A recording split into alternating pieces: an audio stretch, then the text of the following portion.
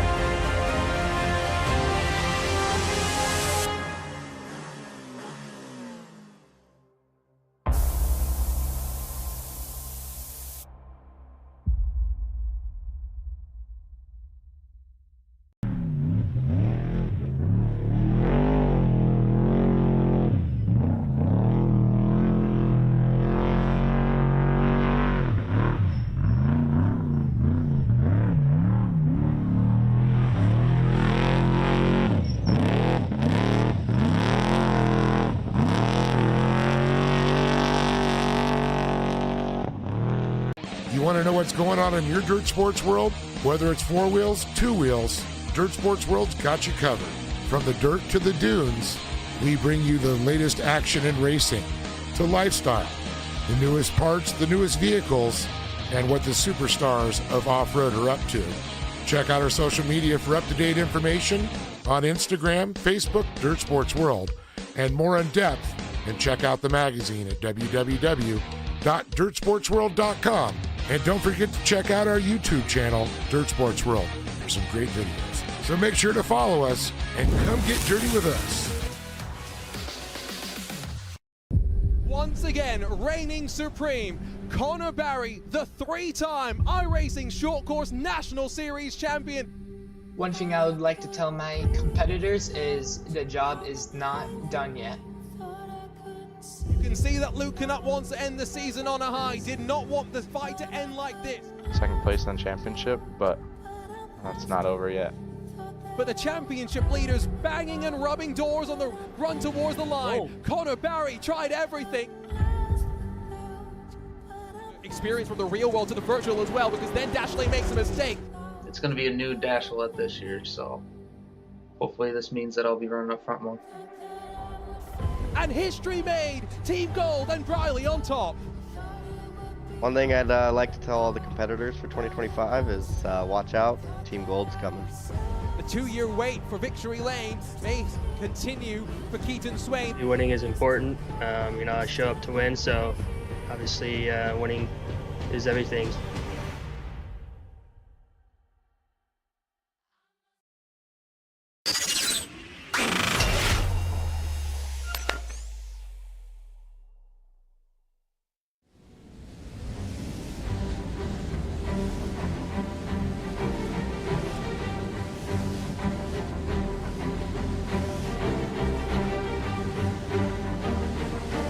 Ready to hit the dirt once again in the world of the iRacing Short Course Pro 4 National Series after the streets of Long Beach served up a new race winner.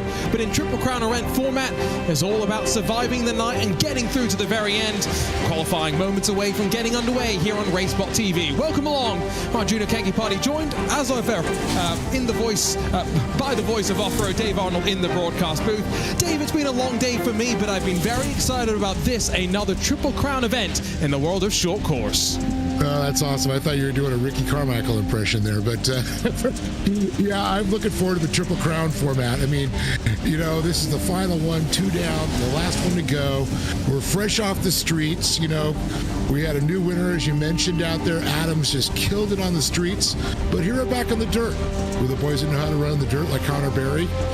Or will Keaton Swain finally get that elusive win? That's going to be the big question. You brought it up first this time. That's great. I know.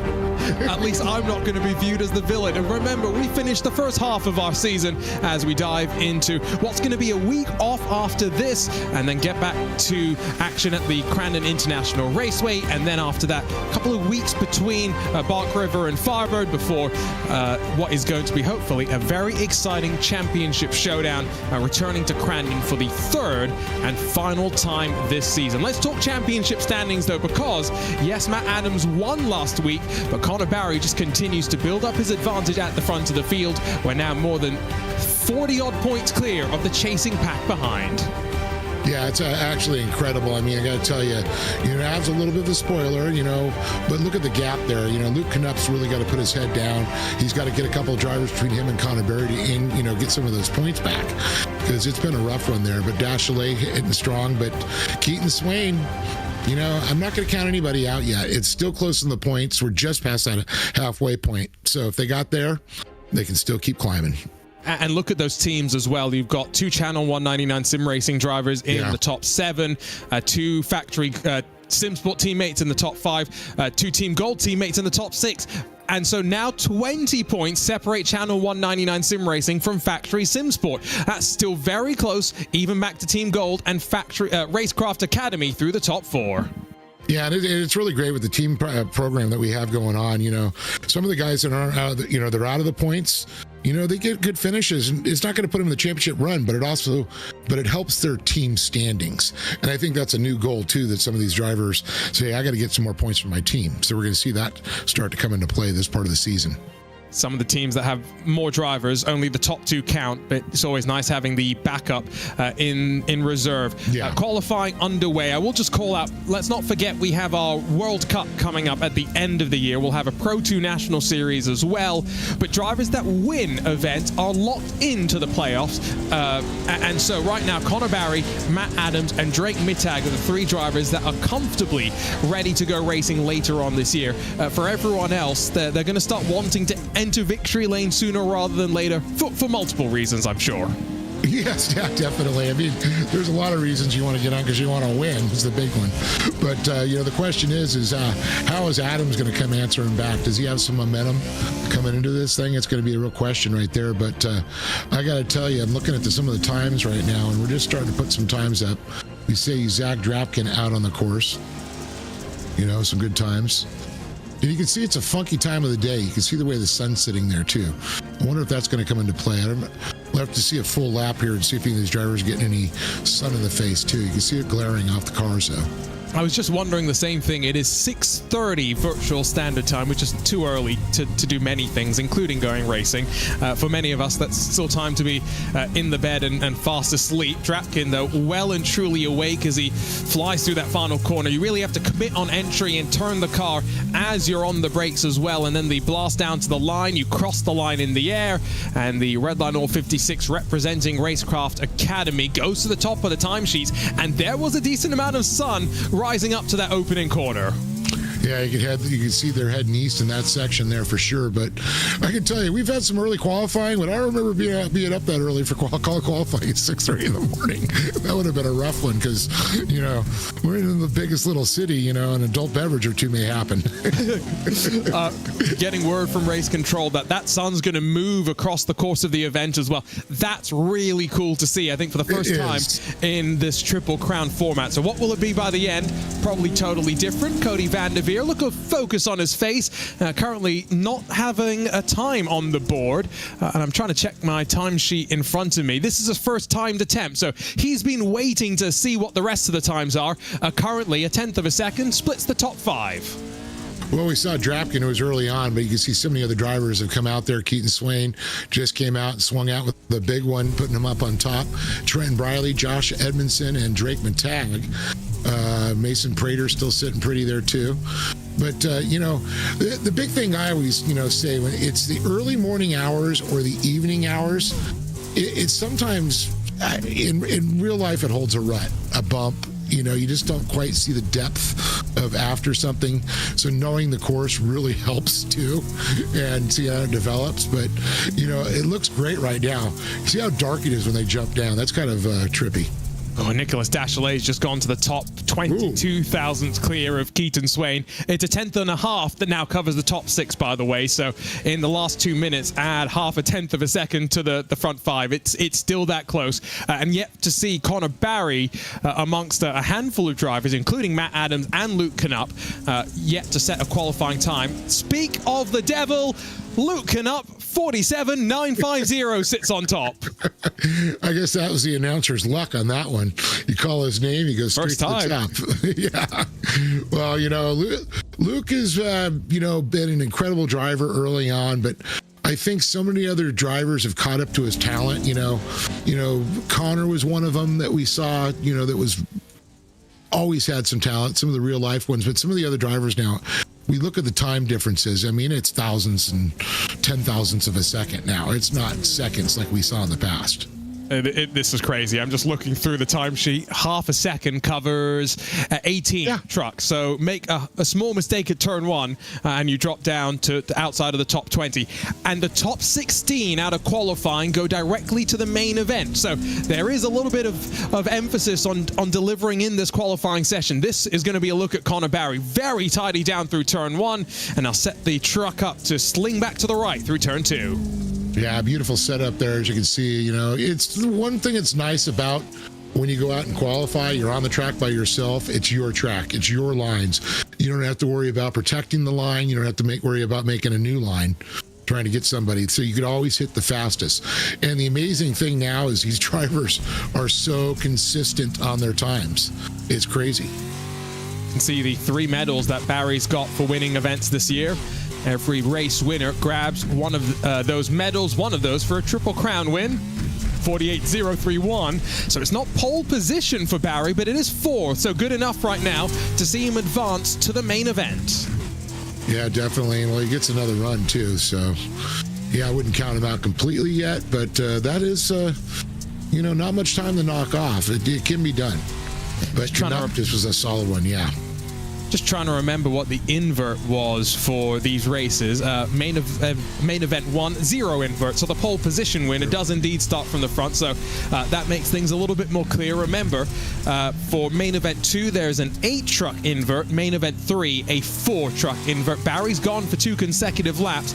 Will there be an improvement? Often we see them head back to pit lane and get a fresh truck before they go again. Yeah, he went right into it this time. He's feeling pretty confident the truck. I mean, that's a hard slam, but let's see, on top. Bam. 47.867. So it's almost a tenth of a second clear of the rest of the field. Still yet for the Terminator Tyson Miller and Keith Jeffrey to be on the board, by the way, but 35 other machines already on the left side of the screen. Yeah, it's a, triple crown format, you really need to be a good qualifier. That's what you mentioned there, the top 16, they're already going. They're already going to start fighting for it, everybody else in the LCQs. But being in those top 4 positions, I think is really going to help you on this particular track too. It's so fast and it's so hard to pass. I mean, you got to force the issue sometimes. And, well, these drivers don't always have an issue forcing the issue, if we're being honest. They were told no dive bombs, so there's been some order restored to the, at least, rules of engagement. Tyson Miller, 48.277. It's only good enough to slide him to 19th, so he needs to find 3 more positions to sit inside of the cut line right now. And there's still plenty of activity out on track, I will say, Dave. Some drivers have kept their final lap in reserve to the final couple of minutes. Oh, yeah, you definitely want to see everybody, is what they're going to do, especially the top drivers. You're like, oof, that's a point I got to shoot for. And, if you know your time, you can get close for it, then you got to get into your zone. You got to get into your moment in the truck. It's your office. It's your, do we run out of time? No, he's just decided to reset, get the fresh truck, and go back out there. He'll have, I think, 1 more attempt. Just based on lap time, not based on time remaining in the session. There is the Team Gold number 18, Adam McAfee, who's got Batman behind him as he sits in virtual reality. That's reassuring. At least you've got someone to watch over you as you dive into an alternate universe. He does not improve, though, so 21st still for him, and that is his final attempt. So he will be going to one of 2 LCQs, where we'll have as many as 12 trucks battling, but only the top 2 to move on forward. And, you talked about holding one in the back there. It looked like Knupp had tried to hold one back. See Dashley back out. He's currently sitting 3rd. And by the way, we got to call that the Val Kilmer Batman in honor. Fair. That was very sad news, especially seeing the last post that went up with him with the Batman mask. So, indeed, Val Kilmer machine tribute for today. That's what we'll call it. Nicholas Dashley, 3rd. He's 69 thousandths back from Luke Knupp, 55 thousandths back from Barry. I mean, these margins, we're talking the smallest of mistakes. And so even though it's tough to pass, Dave, what's that going to mean when we go racing for those 3 main events? Because remember, it's not about winning one of those races. It's about getting as many points as possible at the end of the night. Well, yeah, I mean, just like a championship, a Triple Crown is consistency, consistency, consistency. I can't say it enough. You want to be, up there, in the top 3 every time in order to try and compete. And you just hope the other 2 guys that you fought in the first couple rounds, weren't there with you. At that point, you get to say, I just wanted the Triple Crown. I'm your Huckleberry. And we've only had a couple of drivers win in these Triple Crown events as well. So it's rarefied air. Connor Barry winning the previous Triple Crown event this season, where he didn't finish off the podium across the 3 main events. Yeah, and that's what I'm saying. Consistency. That's what these guys got to be. And I mean, right now, consistency for him, Connor Barry up on top, Luke Knupp, Nicholas Dashley, Keaton Swain, and Trenton Briley. Those are some big swingers. Edmondson just out, Countryman, Crater with Nicky, Drapkin. I mean, we got, 5 seconds left. I don't think anybody's going to be able to pull a time. No, that is it. We are done and dusted. And so it's the 2 at the top of the timesheets that have won 2 Triple Crown events apiece, that have qualified 1st and 2nd. Connor Barry and Luke Knupp, their job's done for now. They'll be watching on from the sidelines as we get ready to go for our LCQs, throw 6 laps onto the board. And I see 11 trucks dialed up for the first of those races. So Tyler Shattuck, Joey Herbie, they'll be in the front row and in the best position possible to take those 2 transfers to the main event. But Adam McAfee, Matt Adams behind. Race winner on the streets of Long Beach with some work to do. And then Brody DeShore and Austin Scheiber, your top 6. 7th goes the way of Gavin Plummer. He's got Wes Graham alongside him with Christian Noble and Cross Kirchmeier, the top 10. Fuat Baran rounds out the 11 trucks ready to rumble for the first of the 2 LCQs. I mean, the crazy thing, that our winner from the last round is now having to go to an LCQ. I mean, Matt Adams, you don't expect it. A driver's a driver when it comes down to it, and they figure it out pretty quick. But it's just kind of shocking to see that. I think it also proves kind of what we were saying last week, that, you know, we kind of expected a ringer to rise to the top. Let's just give a bit of a shout out to the two that kept Matt Adams honest, Connor Barry and Sean Winkler, who finished on the podium. Yeah, that was, I mean, you know, Sean impressed me on that, and he definitely drove his heart out for that one, that's for sure. That's one that I very much enjoyed, the trip to the streets of Long Beach, and hoping we'll do it again. The Pro 2 National Series will break out some road course racing from Watkins Glen, so we'll get more of that this season for sure, but that's all yet to come in the two-wheeled portion of the season. And remember, this the start of the back half of the Pro 4 championship time. See, Josh Edmondson just jumped into the YouTube chat to say party time. It's only a party time because he's qualified directly to the main event. I know, it makes it easy, right? You know, if not everybody has that luxury, especially the guys on the dirt right now. No, if only it could be that easy for all of us. Yeah. Race Control has sent them. 6 laps is not much time as well, Dave. So at a track where it's hard to pass, qualifying well is still important, even back in the pack. Yeah, it's tough. If you're outside the top 4 trucks, you know, you better get a good start going into that turn 1. Turn 1, I think, pretty much established positions. We've seen very rarely a pass in 2, 3, if you can keep your momentum up and do a sweep on the outside, or able to get your nose up the inside. And like you said, no dive bombing or, you know, no hip checks.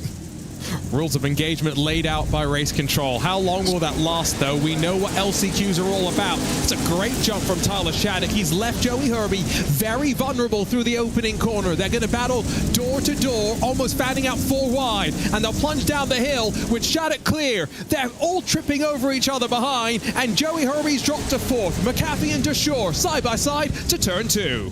And that's what I was talking about. They were going to stack up. It was, oh my goodness, they got a little push out there. Was that McAfee? He got slid out. Oh, it's Joey Herbie, I think. Herbie, yes. Oh my goodness. Well, you say you got hung out to dry in turn 1. Well, turn 2 took him out. And, well, Matt Adams has swept through to try and now take advantage. He's up to 2nd, but with McAfee alongside, you can't really run the wall like you can at some of the other short tracks that we have here in the world of iRacing short course. But these drivers likely to use every bit of advantage they can. DeShore's got 2.3 seconds up to your race leader, though. Tyler Shattuck with a wide grin at the end of the opening lap. Sure had a great move coming out. You know, that was a nice how he got up in the 2nd. You can see Adams got shuffled back to 4th. Now, Schreiber, he's in the position right now where, you know, he's just outside that bubble. He's going to try and, you know, stick that shoehorn in there. You can see a little bump. Oh, Adams with a nice move up in the 3rd. It looks like was that Dusher got shuffled back? Nope. And McAfee loses out this time. Again. Oh, my goodness. It's tough out there. What do we say? Even though rules of engagement laid out, contact was inevitable, and the gap up front just going to continue to grow. It's all just leaving these drivers more and more vulnerable to drivers who started at the very tail end of this LCQ. Joey Hobie's watching on from the pit lane, but outside of that, everyone else still out there and running. And Matt Adams gets physical up to turn 1. Bullies his way on forward. Austin Schreiber's going to try and follow through as well, but you've got to expect that favor to be returned from the 909. Oh, yeah, definitely. He's going to definitely look to respond right there. It looks like he answered right back again. A little bump and grind. Now, look at Shattuck. He's just gone. He's out of the picture. Real batter is Dusher and Adams and Schreiber right now. Schreiber's not out of this one. I mean, we're 3 laps down, 3 to go. That is still a lot of race time here. Still, it's enough time that I have a feeling Shattuck could win this race by as much as 10 seconds, which is crazy to say out loud. These 3 are going to continue to squabble. Christian Noble's the one that's slightly closing in. Cross Kirchmeier and Fawad Baran are fighting behind. To be honest, it doesn't really matter if you fight behind. It's just for bragging rights. There's no points. Now, Race Control, they might want to say something. 3 wide, down into turn 2. DeShure's on the inside and going to try and force Matt Adams a long way around to try and concede. Oh, bounces himself up against the wall as they bobble through towards 3 this time around. Some fiberglass flying on the front end of Adams as DeShure holds on. But some physical defense, some physical offense as well. Yeah, Adams using some real car lines right there. You can see he was trying to work on them, looking inside, looking outside, trying to hit an apex, changing it up a little bit here. Smart driving. Dusher, though, you can see he's really blocking now. Adams tried to get up there, lean on him a little bit. That's okay. Now, this is where you want to see Adams dive to the inside, take that line away, going to turn 1. I think he's going to try and get up in there. But, oh, look at that. Dusher, oh, there he goes, right at the inside. But Dusher's going to be able to try and get up there again. He can't. Oh, he gets shoved off a little bit. He wants to be here. There, and look at this. Schreiber's going to come up and try and get the pass on Adams. Adams gets shuffled back. And look at this. Dusher strong into second now. Gotta wonder if Race Control is gonna look kindly on Matt Adams 3 laps in a row, trying to just door Dusher out of the way, hold strong on the outside, just avoid falling off the track. And now Matt Adams gets tagged before they enter the jump, and he's just about held on to that machine. That's quite remarkable car control, but it doesn't really matter given that we're on to the final lap of the race, and he's lost about 1.5 seconds up to Dusher. And so now side by side behind into the opening corner. Some contact as Wes Graham gets forced out by Schreiber, who's trying to now pass back Christian Noble. Tyler Shattuck and Brody Dusher, though, at the front of the field, are going to be very, very happy that they'll advance from this LCQ into the main events. Yeah, the crazy thing, though, Shattuck's already hitting up the hill right now, because Dusher and Adams are just making that left-hander right this moment. You can see Noble trying to look up the inside. He's not going to have any. As some fiberglass goes flying off Adams' truck.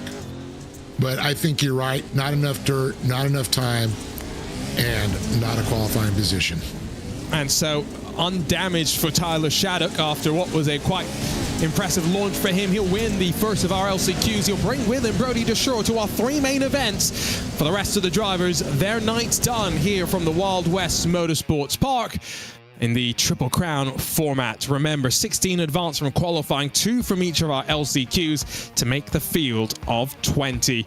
That's a large margin, not quite 10 seconds at the end, but the Team Gold 37 holds on. Iridium Simsport advance as well. Say goodbye to the rest of the field. Joey Herbie's going to feel quite frustrated starting second and dropping to 11th. But LCQ2 starts with Cody Vanderveer and Tyson Miller up front, Matthew Lindy and Hadley Boyce behind, and then Brock Smith and Dennis Mickelson sharing row 3. Some heavy hitters as well in this field. Taylor Vandenbush, Eric Jones, Carl Cooper, and Solomon Borschinger. It's 10 machines that will roll. Aiden Irvine as ever in race control, handling all the action. Wow, this is, I'm just shocked. I mean, we saw in qualifying, I mean, like you said, you know, not even a full second separated, 10 drivers? You know, if you added up all their times from each other. I think you could even go down to the top 20 at some point. Top 20, yeah. It was that close. Yeah, no, this is the closest I think we've ever seen qualifying-wise as well, which it bodes quite ominously going to the closing portions of this championship. Sun is starting to move as well, Dave. Not much, but it's now 7:01 a.m. Yeah, well, good thing there's no neighbors to wake up there. It's an old gravel pit, and from what I understand now it's actually been sold and they're going to be building houses there, but there was nothing around. We could stay as late as we want, make as much noise as we want.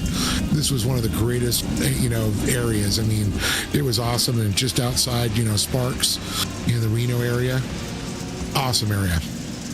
Quite enjoy this track. It's one of my, to be fair, there's 4 tracks. They're all my favorite in the world of iRacing short course. It's hard to pick a favorite amongst them. It's a short run though once the safety truck rolls off before the leader can punch it, and Taylor Vandenbush again is going to be slightly compromised, slightly behind. Your leader gets a great jump, and it just means everyone else stacks up as they roll through the opening corner. So Vanderveer leads. Miller and Lindy wheel to wheel down through turn 2, and you can see behind fanning out almost 3 wide. Let's see if there's any contact. Quite clean, all things considered. Yeah, it looks like the real battle between Miller and Lindy, though. Like you said, the Terminator, going to try and terminate Lindy coming around the corner. He's got that final qualifying position. Vanderveer's just hoping these two just battle it out, slows them down. We saw that with Shattuck early on in the last heat, or LCQ. But now you can really see Miller and Lindy. They're door to door, but we're going to go back. Boyce, Mickelson, Smith. Oh! Talk about going for a ride. That was Mickelson. And I think he did go up and over. 4 wide, did not work out. Matthew Lindy was slip and sliding for a second in a 333, but holds on. This is a much closer fight than what we had in the first of the LCQs. Remember, top 2 to advance, and so sometimes you see if 2 cars break away, they tend not to fight too much. When you've got a 3rd car in queue, it changes the perspective, and Lindy pokes his way to the inside. Great run off the corner, grabs second away. And Tyson's going to dive right back and kind of push him wide. That might push him a little too wide. He gets out in the marbles, loses momentum. Now Miller takes that position back.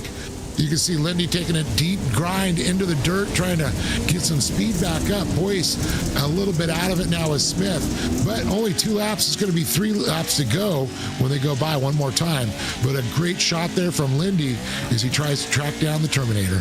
He's had some technical issues earlier this season, but we know just how quick Lindy can be. Still that sun in the eyes through that opening corner. Less contact from Lindy than what we saw in the first LCQ, but he's just trying to now compromise the Terminator's line, hoping not to overslow though compared to Van der Veer. That's a bit of contact to the right rear, just leaning on the 90, reminding him that he's there. No fiberglass flying by any means as they head up the hill to the final corner. Those are just little love bumps, I like to say, saying, hey buddy, what's up? I'm right here, don't forget me.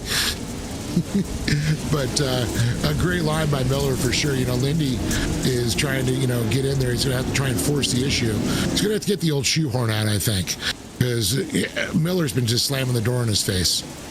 Tried there for a second. There was a bit of contact through 4, but if anything, it just slowed them down relative to your leader. Not much else between them. That's a bit more of that love kiss as they head down through 1 once more. Hanley Boyce still sticking about 1.5 seconds behind, increasingly looking back to Brock Smith, but we've got 3 laps to go, including the one that we're on. Mounting the curb for a moment there went Matthew Lindy. Didn't go over, fortunately. Would have been the second flip of this LCQ, but he's all over the back of the Terminator, and at some point this battle's going to brew into something physical. And it's great control, I got to say, by Lindy, because he's not, putting too much pressure to try and change the attitude too much. Just trying to rub up the side a little bit, just put a little pressure on him. I mean, that's the stuff you want to see. You don't want to see him where, oh boy, he just looped out or he got flipped over. That's just too much. You don't want to punt somebody. So very good control, and I got to say, Tyson's keeping a very cool head, because that can get into your head a little bit too when someone starts leaning on you, because you're going to feel that in the wheel. On one side, you've got a teenager, and then on the other side, someone who's a bit more grown up in the world of sim racing, which is often something that leads to tension. But I love the respect that we're seeing between the two of them right now, right? I mean, the Terminator's not put a foot wrong in this defense. He just slammed the door shut everywhere he needs to. Lindy's going to have to get desperate onto this final lap. It's going to be interesting. Just 4 corners to navigate through. Lindy's a bit far back through towards the line. Kind of like the old bull and the young bull right there. Just, take his time. And that's what Miller's doing. He's just hitting his lines. It's his time, it's his line, it's his track right now. It's Lindy's job to try and get around him. And even up through 1 for the final time, I don't think Lindy was close enough to try and make that bit of contact. So it's going to be desperation down to 2. Carry that speed as they descend down the hill. But he's not close enough to even give him that love kiss. Just 2 more corners left to hold on.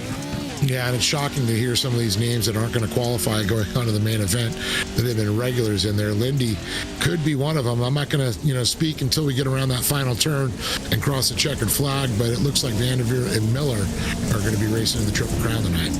Got to be careful. Race control would take a look if something were to happen, but as they dive out of the final corner, no such drama for Cody Van der Veer, and nothing behind as well as Tyson Miller holds on. A very tight final LCQ, but our 20 drivers now locked and loaded for our 3 main events as we continue to rumble from Wild West Motorsports Park in the iRacing Short Course Pro 4 National Series. Quick look at the results before we'll take a quick break from the racing action. It's 1.8 seconds, that margin between first and second. Tyson Miller holding off Matthew Lindy, though. And so Lindy, Boyce, Smith, Vandenbush, Jones, Borschinger, Cooper, Mickelson, some big names missing out in this second LCQ. Well, as mentioned, a little bit of a break from the racing as we get ready to go. We'll switch sessions here in iRacing, which means our drivers have got to disconnect and reconnect. And when we come back, we'll get ready to go for the first of the 3 main events here tonight.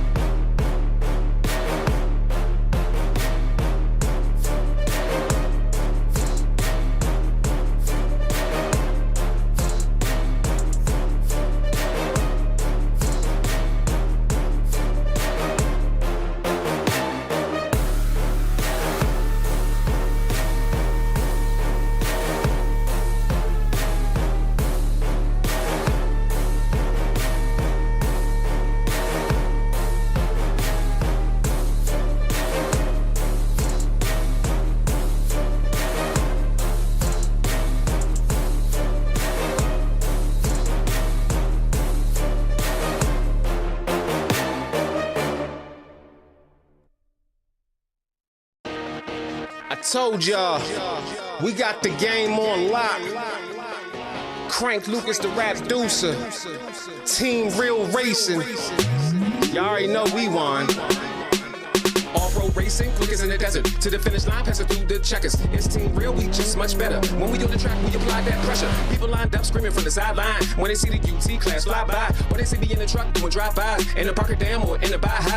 Every time you see me rolling through inside a buggy, and I'm counting up the money, cause I came to multiply it. Put your 1200 horsepower in the motor, you don't really wanna race me, I dare you to try it. Started up the engine, now my wheels on fire. Zooming through the track while I'm running up the rubber. Better get them slow waves out of my water. You don't wanna see the shark or there's a crusher. It's Team Real, y'all know what the biz. Crank Lucas and I'm spinning on the wheel. Doing 160 past you so fast when the wind hits your body, get the chills. Telling everybody they can eat my dust, but I guarantee you won't beat my best. Popping champagne when I'm at the finish line and I'm holding up the trophy and I beat my chest. What first place look like it's me? I don't do twos and I never met a three. People know the Team Real logo when I'm running through the desert and I'm running all through the streets. Never have to cap my race game tight. My vehicles can go all night. Foot up on the gas, I can never break right because I'm allergic to all the red lights. Team Real, Team Real. Everybody thinking that they faster till they got a race. Team Real, Team Real. All about the speed and you can see it all up in my face. Team Real, Team Real. Real scared money don't make no money. It's Team Real, Team Real. Hit the motor rumble and the tires burning from the rubber. Team Real, Team Real. Everybody thinking that they faster till they got a race. Team Real, Team Real. All about the speed and you can see it all up in my face. Team Real, Team Real. Real scared money don't make no money. It's Team Real, Team Real. Hit the motor rumble and the tires burning from the rubber.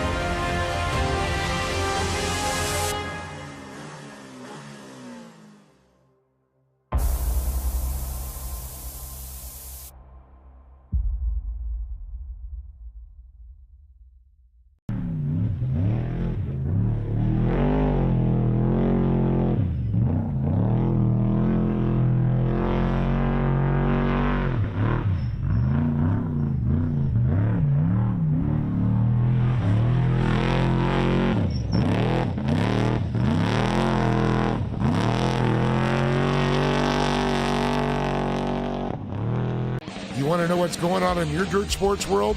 Whether it's four wheels, two wheels, Dirt Sports World's got you covered.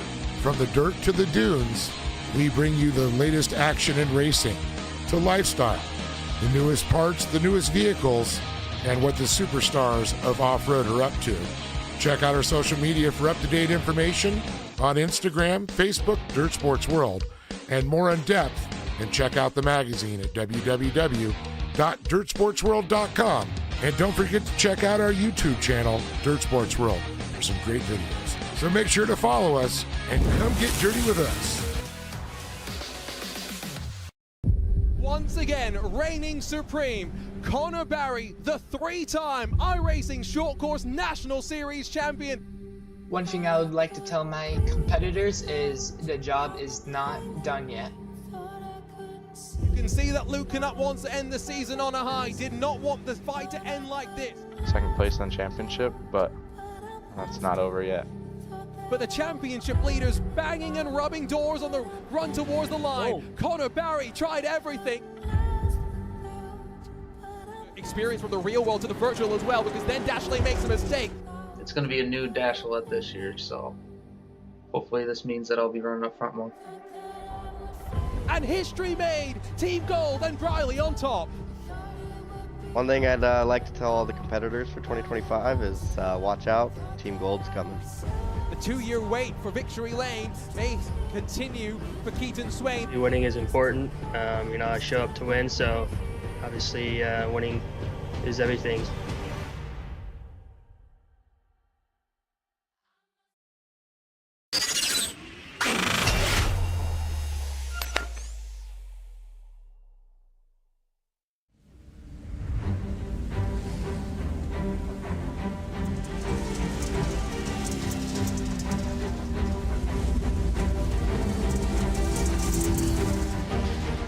We've spun the clocks forward, the sun's come out, and we're ready to go for the 3 main events in the world of the iRacing Short Course Pro 4 National Series, presented by Team Real Racing and APV Simulators. Welcome along, Arjuna Kankipati, joined alongside by Dave Arnold, the voice of Off-Road, as we get set to go. Dave, this is going to be fun. 3 races increasing in length as we crown a champion over the course of the night.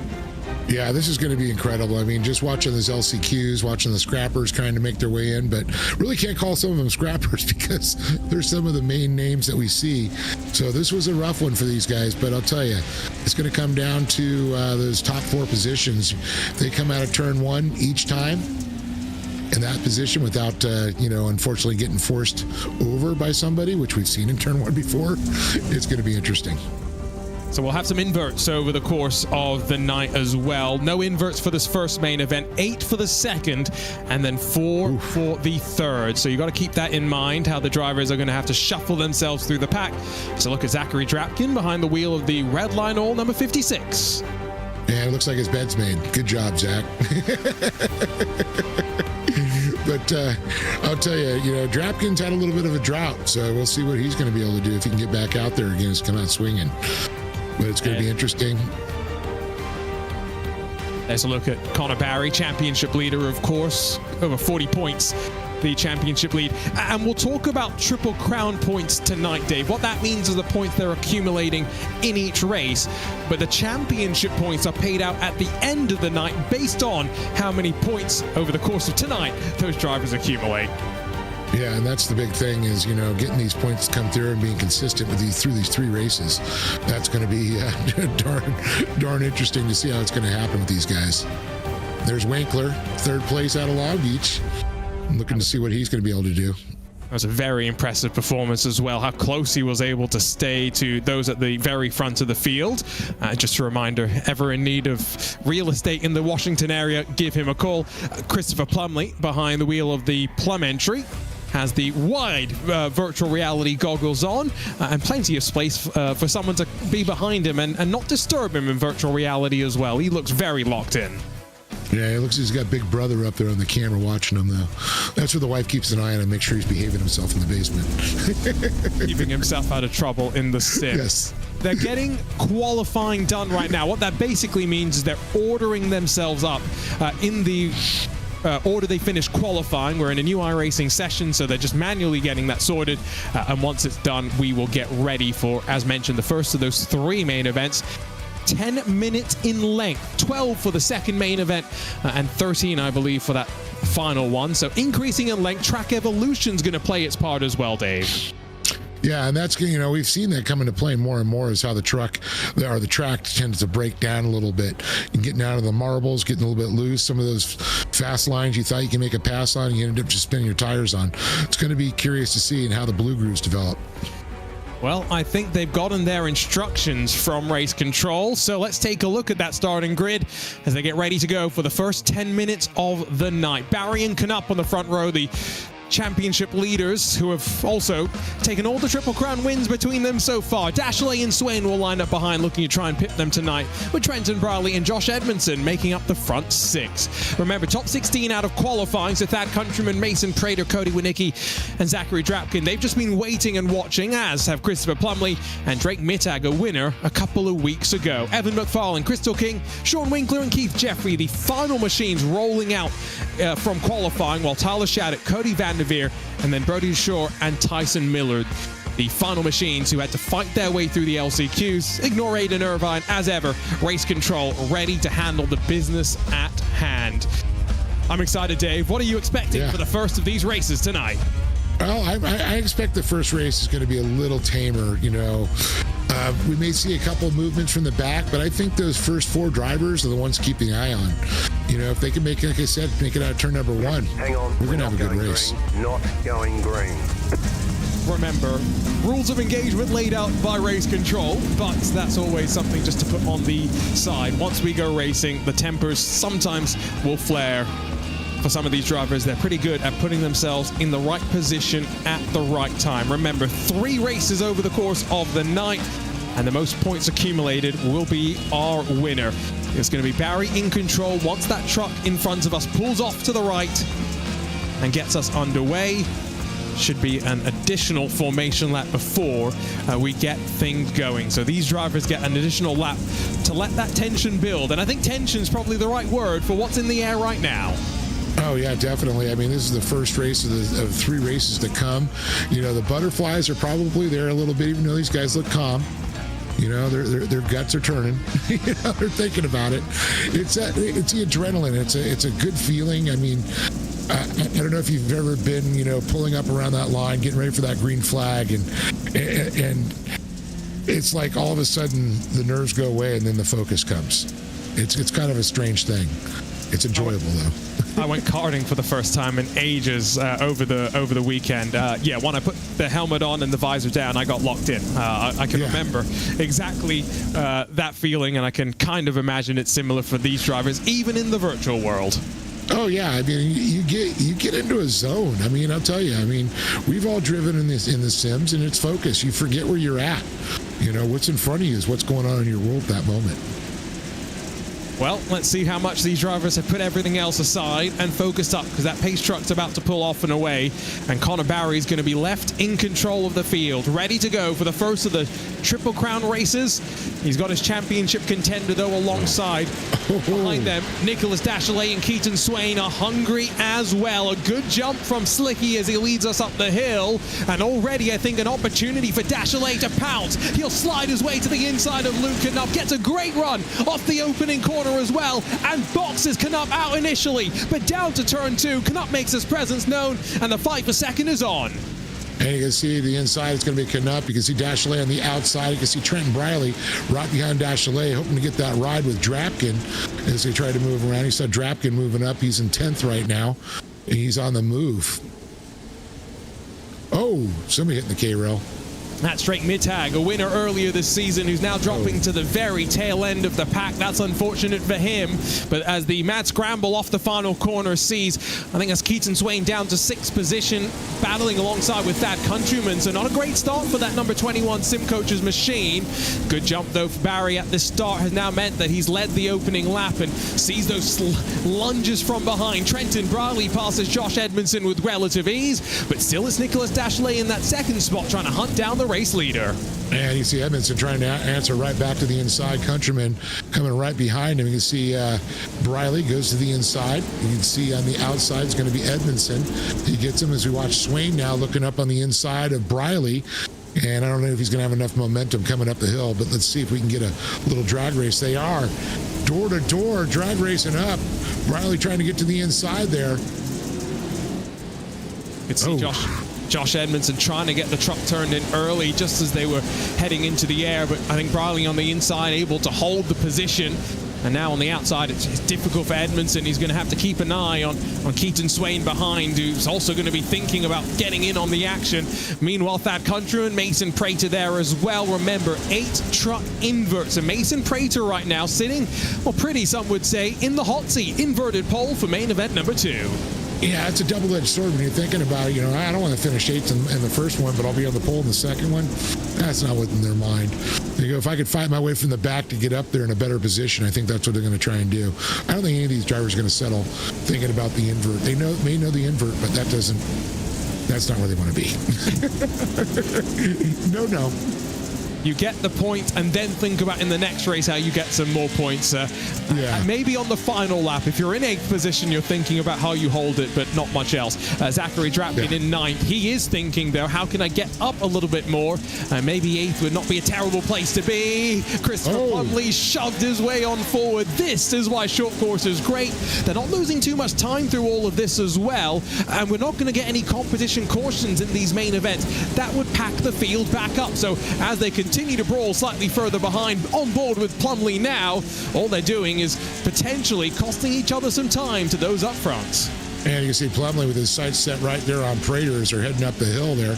Drapkin in front of him. But, you know, Plumley's got Jeffrey there. Or, I'm sorry, Winicki. And also Prater's in front of him. So he can't go to the outside. He's getting blocked. And you can see he had to slide really wide there. Continuing to roll. Now, just real quick, something real important. I like the fact that the comp caution was originally for television. Okay, racers got stretched out, didn't look like much of a race, jacked them back together, and made it look like a race. Our talent is so good right now, I don't even know if competition cautions are even necessary anymore. I mean, just for the qualifying time, watching this racing, I mean, this is incredible. What it does do is mean that we can get these fights behind, and then as the front 3 or 4 just sit single file and don't cost each other too much ground, it lets those behind get back in the fight. So I'm all for it in that regard. 3 wide, Plumley's in the middle of that little pack with, I think, Prater trying to join the fun. Cody Winicki slides his way around the outside. We're looking back from Trenton Briley, who's now the one sat in that 8th position, the hot seat for the inverted pole.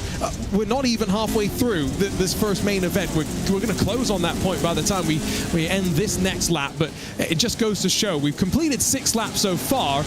These races are going to be very, very frenetic for our drivers. Oh, absolutely. You saw Prater with a nice little dive bomb to the inside of Plumley, and you can see that Winicki was also trying to get into the fight there. Winicki, this little batch of 3 right here, Prater, Winicki, and Plumley, boy, they've just been going back. There's a race within the race with these guys. And you talked about 8th place. Well, Trenton Briley, he's that man sitting in that spot. Prater's just 1 spot out. Now, if you're in 9th, you definitely want to get up 1 position for sure. But, you know, other than that, you wouldn't, you know, if you're 8th, you're going to go, I want to get 7th, even better. But more points, more points, more points. I think we need to give a shout out, by the way, to Nicholas Dachelet, who's 3rd in the championship right now. He's only 9 points back from Luke Knupp, and he's not really feeling the pressure from Knupp in 3rd right now. So Dachelet sits very, very comfortably 2nd in this race. It's been a very, very good start to his championship season. And the reason we're not looking at them at the front of the field is because of this great racing further behind, with 4.5 minutes left to go. Not quite a move from Cody Winicki as he slides out of the groove. Can see that the track starting to show some signs, though, of the evolution as well. Yeah, you can see a lot of guys going around the outside, not diving bombing to the inside as often there. Looks like the track has started to deteriorate a little bit on the inside. Plumley with a nice move to the inside of Winicki as he trails him down the hill. And you can see Prater now starting to pull away from these 2 guys. And you can just see as well, right, that little bit of fighting opens up that gap. And potentially now, if Plumley can hold on the inside, you could close up. But no, instead, Cody Winicki, a power move around the outside. That was great, great driving there. And looks like Winicki's going to rotate, keep his nose down low, trying to keep Plumley from getting a drive there. Made him square that turn off, shaved a little speed, and allows Winicki with a good run. Now, Plumley, you know, he's got a good run there. I think, unfortunately, when he got squared off, he lost that momentum. And look at Winicki, you know, with a great run there. 4-wheel drive isn't a cheat code even in these Pro 4 trucks. There's 900 horsepower, but you're trying to manage your momentum. And we'll get to the Pro 2 National Series later this year. Those have just about the same amount of power, but only going through the rear wheel. So a bit more control that the drivers need to have. That was an attempted slide job, I think, from Mason Prater. Just avoided that bit of contact. Yeah, I think Briley was too out front for him to go for that move, and he was like, "Ooh, well, maybe a little too early on that one." But Mason, you know, is a good line coming around. He's trying to set him up, but Briley's got some good lines right now. I can't take that away from him. He's just hanging 1 tire out, keeping you know, the 3 tires on the drive. You see him go into the fluff a little bit. you did mention, though, that the quality of the field now is so high that everyone basically does have a chance of winning. The problem is when you have a driver like Connor Barry, you're just not making any mistakes right now. He's delivering in qualifying and putting himself at the front where he needs to be. It's hard for anyone else to grab victories in a championship like this, where racing is as tight as this. The fiberglass has gone flying, by the way, in these sort of battles. We're on the 10th lap of the race. Expect maybe 3 more to go at the line, so 3 more opportunities to find a move at the Wild West Motorsports Park. You know, it reminds me, I mean, I'm not going to really compare some of these drivers, but, you know, Ricky Huseman and, of course, late and great, you know, Kyle LeDuc, God rest their souls. You know, they were some of the best out there in the game, but they didn't win every day, but they made everybody else step their game up to compete. And yeah, they lost a few, but it was making everybody else step up. And I think having drivers like Connor and Nicholas and Luke and Edmondson and all that makes the other drivers step their game up. And maybe in some ways it's good that the trucks haven't been changing too much. These drivers have had the chance to kind of focus their craft in bettering themselves, whereas, you know, I commentate on some of the road car championships where some of the drivers do race as well, but the models in iRacing seemingly change every couple of months, and so every time I talk to a driver, it's like, ooh, I'm trying to understand how I need to go fast now. Which is a totally different ball game compared to Dave, this world where you're just trying to get better and better. Well, I mean, yeah, for the smaller privateers, whether it's real racing or this, or, you know, you have guys that help you with the setups. That's what's so great about these teams. It's the setups, and no matter what league you're in, you know, they're going to tell you what the, you know, the spring ratios, the, you know, the brake bias, all the little tricks, how much fuel you're going to run. It all makes a difference. I mean, I got used to somebody doing all that for me and go, oh, it's doing this. Okay, I'll fix it. Okay. What'd you do? You wouldn't understand. Okay. Which now I do, and that's the big thing. It's, you know, a lot of these young drivers, they've had some of the ones in real life experience understand having to set up because they've been racing with their families, and that means they have to be more hands-on. And maybe that's one good thing about the sim, is if you are curious, you can just go and make all those random clicks and try different things. And even if it's not one-to-one with the real world, at least you get that understanding of, as you make changes, what you want from a truck. I think that's a really important part. Back up front, by the way, we have not looked at these drivers effectively since lap 2 because they've just been running in each other's tire tracks. Nicholas Dashley has closed up to Connor Barry, though, and this is a great sign that once we start inverting the field, it's only going to get more intriguing. Yes, there's been no passes at the front, but you feel the battle is brewing. Connor Barry's going to win the first of the races, though, here in the Triple Crown, behind some battles that could matter on the run to the line to see who gets the inverted pole position. Trenton Browley should hold on there, but Connor Barry holds on at the front of the field. Incredible run there with Nicholas Dashley and Luke Knapp, followed by Edmondson, Swain, Countryman, Drapkin, and like you said, Briley. He may be 8th in this one, but now he's going to be sitting on the pole for the next one. And that is a big advantage, too. I mean, I know I kind of downplayed it early on, but, man, it's a good spot to be in right now. But you can see that Channel 199 Sim Racing took another win here. It's great for them. It's great as well that we have so many of the different teams up there towards the front. Dashley, Knupp, Edmondson, Swain, Countryman, Drapkin, Briley, and then Prater Winicki just missing out on the invert in their Impact Sim Sport entries. Plumley, Jeffrey, King, Winkler, Miller, Deshore, Shattuck, and McFarlane. A couple more of the machines not getting to the end, so Cody Vanderveer and Drake Mittag will start at the back. But let's flip the front 8 and get ready to go with Trenton Browley, Zachary Drapkin, and then Thad Countryman and Keaton Swain, the front 4. Edmondson and Knupp are behind them. And then as you get through the rest of the field, Dashley, Barry, Prater, Winicki, Plumley, and Jeffrey. And effectively, these drivers as they finish. So 13th is going to be Crystal King, 14th is going to be Sean Winkler, and then Tyson Miller, Brody Deshore, Tyler Shattuck, Evan McFarlane, Cody Vanderveer, and Drake Mittag. Before we get going, though, we need to have a quick chat with our winner of the first race of the night. Let's catch up with Connor Barry, standing by with Dave Arnold. Well, Connor, race 1 of the Triple Crown, it's out of the way. Definitely felt a lot of pressure back there from Nick Dashley for sure, but now you're in 8th. What is your strategy? My strategy is it don't die. It's gonna be tough. It's gonna be very just tough out there. I mean, the whole field is within I believe a second. So it's gonna be close. I feel good about my speed. Just I need to go out there and be smart and go try and get this win. I hope so.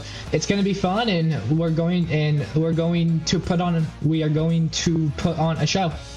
Well, we're looking forward to it. Got to say good luck to you as well as your other competitors right now, and you'll be playing again with Dashley and Canup right by you.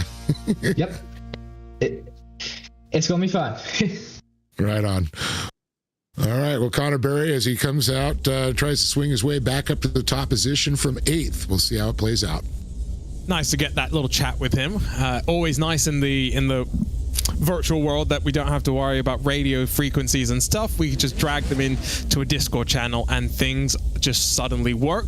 Barry's going to grid up. We'll get ready to go and add 2 minutes to the clock this time. So 10 minutes becomes 12, and the 8-car invert for the final main event turns to 4. So a slightly different complexion in this race. Yeah, it's a little later in the day now. Now the track's not reset. They're going to be from what they raced on to now, and the next one, it's going to slowly deteriorate. And I know you mentioned that early on, so let's see how that's going to play into it. It's now 1:30 in the afternoon, so the clock has started to shift. Again, we're going to get the full formation. We're going to get the full formation lap as well. Some more time for these drivers to sit and wait. Yeah, you know, of course, a little bit of sun in the high. It's warmed up a little bit. It's now 88 degrees in the air temp. It means the track starts to dry out. That always makes it interesting. I wonder how many of these machines, the setup shifts over the course of the event as well, right? We talk about the evolution in terms of temperature, in terms of the wear, so many of those different factors. That is where having teammates is helpful as well, because the more teammates you have, the more laps you can go and turn around a track. Yeah, it almost looks like they watered some sections. It looked like it was mud they went through just there. Yeah, but that is a good point about the teammates, you know, with their thoughts on, you know, what they think, and the lines have changed. That does require that your teammates have helped you, which... yeah. No, I've been on teams where I've not contributed, and I know that, you know, that happens elsewhere as well. So you got to give a shout out to some of the setup builders who sometimes aren't always the fastest race car drivers, but, you know, enjoy getting the car dialed in to do exactly what it needs to do. It's like a good crew chief. And there are plenty of those actually in the sim racing world. There's some crew chiefs actually that have helped teams win sim racing championships, and then helped McLaren win the Formula One Constructors Championship last year. So nice little shout out there for George Simmons.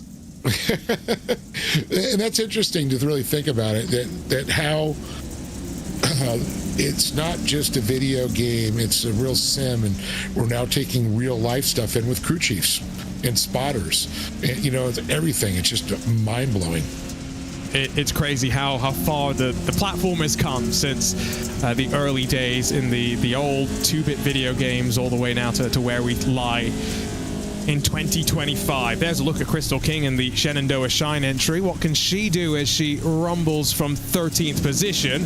Hard at the pack, you can see the concertina building as the drivers try and judge when your leader's going to launch them. Trenton Briley's in control of the field. Zach Drapkins alongside. Countryman and Swain sat then 3rd and 4th position. Good jump from your leader. Now, how aggressive does Countryman go against Zachary Drapkin? Some leaning, but not much shoving really as they head down out of turn 1. Behind them, Keaton Swain's had a much cleaner start than he did last time around. One truck slipping and sliding off the surface, but comes back on. 3 wide in the heart of the pack. Connor Barry trying to stay out of trouble. And that Countryman with a nice move there. He goes, that Prater slid around the outside there, trying to get some moving. You can see Plumley now on the move. There he's leaning. It looks like Crystal King there just a little bit. You can see now Trenton Briley, Drapkin, and wow, Countryman and Swain. Swain was looking to the inside, so that's going to be interesting. Oh, yep. 3 wide. Plenty of those drivers thinking aggression in the early stages here. Contact mid-air. They're still shoving each other back and forth, but they'll just about hold on. That's great car control from these machines slightly further behind. But as they now cycle through one, they're increasingly losing time up front. Knup's gone wide. He's been bullied as well. Josh Edmondson's forcing him to make a bit more contact. And around the outside, the championship leader is going to try and sweep his speed on through. And Barry fighting for 5th alongside of Knupp. And Barry took the long way around. You can see now looking at the inside of Knupp. Pushing Knupp a little wide there, keeping there. It looks like behind Barry it's going to be Edmondson trying to follow. But Knupp with a good drive up there. Barry trying to establish to the inside. It's a good point. Knupp's going to turn down, try and take that line right away. Barry's going to try and get a little slide job right to the front and takes that position. And Edmondson's going to duck in behind Knupp. And remember, for Connor Barry, in our first Triple Crown of the season, he was on the podium in all 3 of the races. That was what propelled him to the victory. Josh Edmondson, though, behind his teammate now, Connor Barry, forces Luke Knupp out wide. Channel 199 trying to run further up through the running order. But those front 4 looking very comfortable for the time being. Knupp with the switchback, though, in the APV Simulator's 5 entry. Not quite working out as he's lost the right front fender of fiberglass. Yeah, definitely trying to battle with Josh Edmondson there. Edmondson with a good line and a good block coming through there. Knupp couldn't get the run off the turn that he wanted there, as we could look back at Barry making his way through. Now Knupp moves to the inside. Edmondson going to try and move down, but look at this. Just how Connor Barry made the pass on early on. Now he is doing it back. We can see this. I will tell you, Luke Knupp with a great move on Edmondson. Lost them some time up to Connor Barry, who's trying to now slide his way forward to 4th. A bit more contact between these two. RG Bargy as Dashley, I think, joined the fray through that opening corner as well. Top 2 starting to squabble, though. I think Briley and Drapkin are thinking about their little bit of a battle. Edmondson gets physical down through turn 2. This is all just getting more and more intense, and that's what you expect. We're only shaved 3 minutes off the clock so far. 9 minutes still left to go, and they're stacked up behind. Dashley and Jeffrey getting mixed up. Yeah, you can see it looks like Crystal King got caught in that also. Oh my goodness, everybody's getting shuffled back there. Vanderveer, King in the back. Dashley now all the way back too. Wow, crazy. It's just continuing to incur some more drama for some of these drivers. Some have made good progress. Drake Mittag is plus 12. There's some other drivers a bit less fortunate. Minus 7 for Nicholas Dashley. Barry has got past that countryman, by the way, so he's now up to 4th. Might have a bit of a fight back brewing, but he's still focused forward on Keaton Swain. And then the 1.5 seconds up to Browling and Drapkin. This is the replay. What happened is Edmondson pinched, and then it was just rumbling up against the wall. They all got stacked up. And Prater ended up getting it. And then you can see the impacts like an accordion back there you talked about. And it looks like they're hooked together there for sure. But what a shame there. But I got to say, hats off Connor Barry up to 4th. But I'll tell you, Keaton Swain is definitely going to make it difficult to try and, hold that podium there. Zach Drapkin, he got by Trenton Briley. Now Briley trying to work him on the outside. You can see he go for the outside in. Let's see if Drapkin goes into protection mode here in turn number 2 to keep it low. Feel confident. He tried to make him square it off there. I'd scrub speed off for Briley. Feel somewhat confident saying, by the way, that for Connor Barry, he won't feel too bad stuck behind Swain, because that would put him back on pole position for the final main event, and 2 victories and a 4th position. That'll be good enough for him to grab the win. Briley looked to the inside, tried to grab it back from Drapkin, and there was the contact. Barry made some contact to Keaton Swain as well. 2 by 2, they're going to run to the line. End of lap number 6. Not even halfway through the 2nd main event. Barry trying to grab 3rd. Trenton Briley still trying to grab the race lead back, and he went wide through that opening corner, trying to push Drapkin out of it, but down to turn 2. Drapkin still on the inside. And it looks like Countryman trying to get back into the mix there.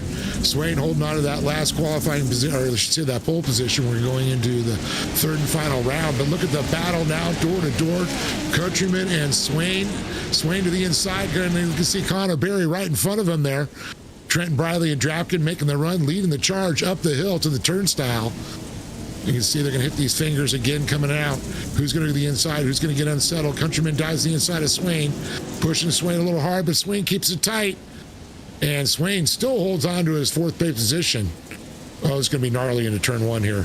or Juno, my goodness. Some great fighting, though. This is great stuff. The Triple Crown just increasing the intensity as we get through the format. Remember, not much passing in that first main event at the front of the field. Much more for us to work our way through. Not even just at the back. Briley and Drapkin, they'll switch back and forth as they head to 3. Countryman trying to find his way back up to 4th, but Keaton Swain in that Sim Coaches 21. Just leaving a little bit of a half door open, but that will let him get the power down very nicely on the entry up towards turn 4. Barry has a look to the inside on Zachary Drapkin, though, and the Racecraft Academy 56 has to delay the turn, and it lets the 2 slide forward to second place. Barry's on the charge once again. Absolutely incredible there. You can see Swain getting slowed down just a little bit as he protects his position from Countryman. You know, Swain knows, you know, if he's going to get stuck there and he can't get forward momentum, then you want to be in that pole position. That could give him to get the chance to get that dry spell. He's thirsty for a win, I'll tell you that. It would be going on 1,000 and almost 100 days now since Keaton Swain grabbed his last win here in the iRacing Short Course National Series, but it's going to need a bit more given Barry's performances. 5 minutes left to go.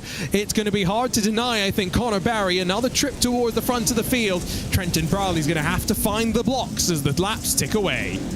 And you can see Briley's definitely blocking now, as you can see Connor Barry up on his bumper trying to force the issue. Let's see if he's going to, you know, dive to the inside coming up at turn 1.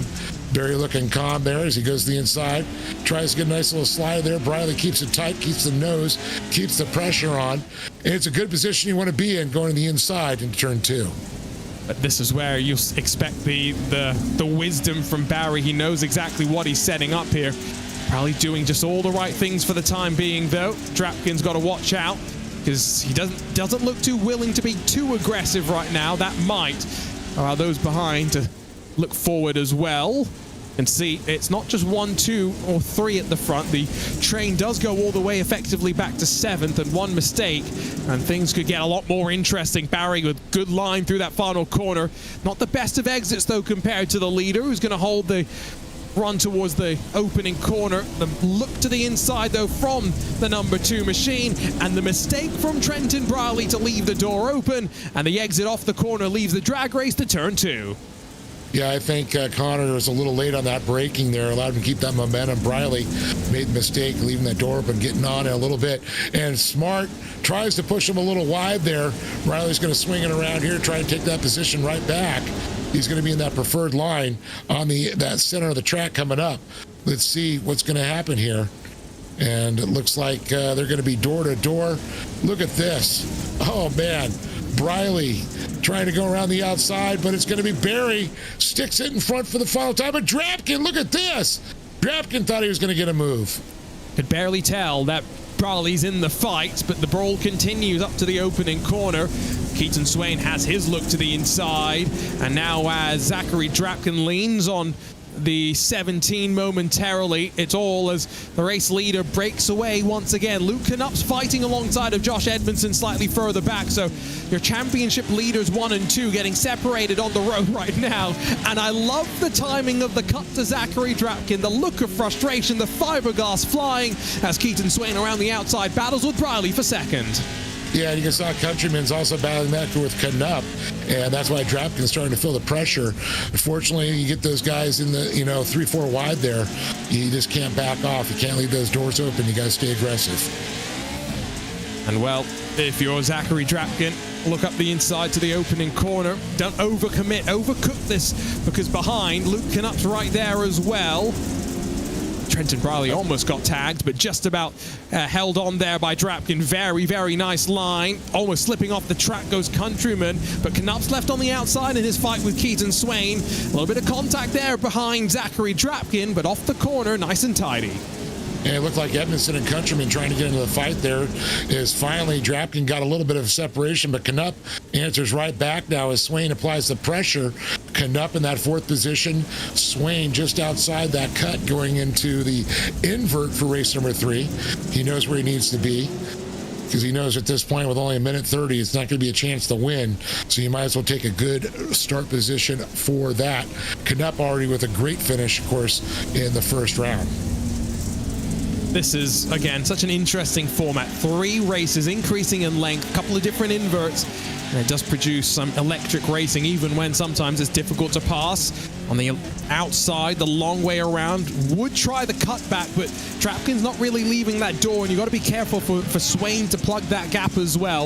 It's going to be a 2-second advantage. We will see the white flag this time around, and Zachary Drapkin is there. He's got to the inside on Trenton Brierley, and to turn forward to the fingers for the penultimate time. It's going to be aggression on the inside from the red line all 56 machine as he gets shoved by the APV Simulators number 5. I hate to say that, but I think Luke Knupp just helped out Briley. I mean, I'm Drapkin just a little bit, and it hindered Briley. He pushed him right past him at that point. Now Knupp going to carry speed, gets out of shape there, and oh no, Drapkin! He overshoots the corner and loses 3 spots in a blink of an eye.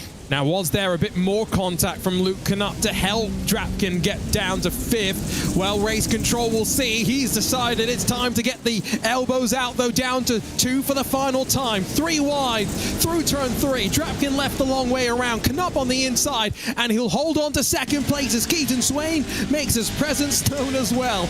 And that is frustration, anger, and rage on the face of Zachary Drapkin. We're in for a fun fight in the final race tonight. As he gets bullied down the field, it's Connor Barry up front grabbing the win for the 2nd time tonight in the main event. And Edmondson and Swain just squeezed him out just a little bit there. So Drapkin just outside the cut there. So Swain's going to get the pole on race number 3.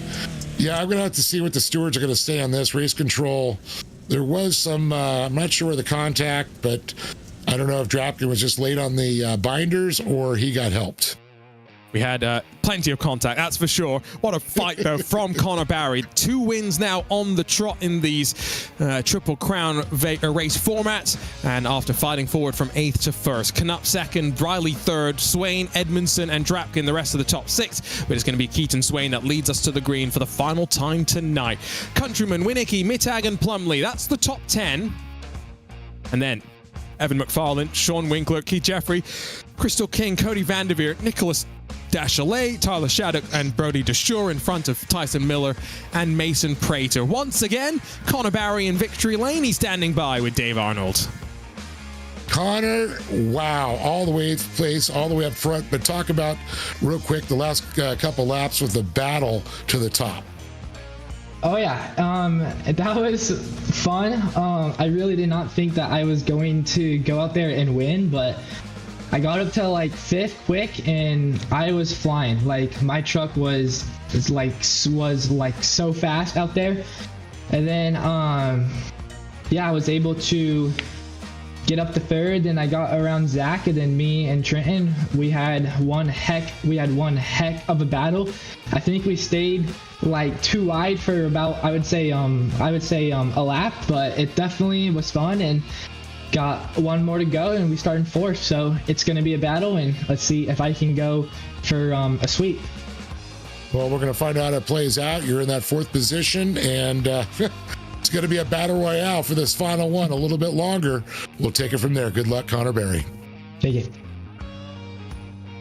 It's a little bit longer, but he's got less ground to work up through the field. Let's take a look at the starting grid. Keaton Swain, Trenton Brierley, front row, and Knupp and Barry behind them. We're in for a fun run up to the opening corner with Edmondson and Drapkin, just tucked up behind them. That's the front 3 rows. 7th for Thad Countryman, 8th for Cody Winicki, and then Drake Mittag, Christopher Plumley, the rest of the top 10. McFarlane and Winkler trying to work their way forward and crack into the front echelon with Keith Jeffrey, Crystal King, Cody Vanderveer, Nicholas Dachelet, and then Tyler Shattuck, Brody DeShore, before you get to Tyson Miller and Mason Prater.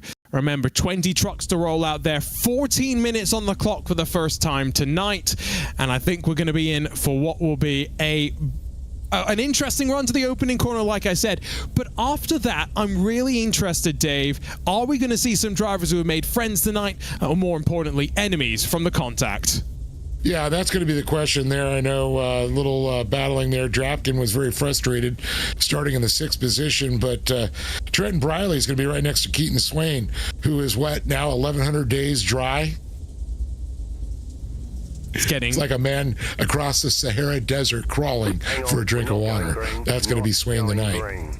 It's going to be to the point where, for Keaton Swain, final rounds of this championship, he's just going to want to grab a victory, no matter what that's going to mean in terms of the championship. Another full formation lap, let's not forget, so we ride on board with Trenton Briley.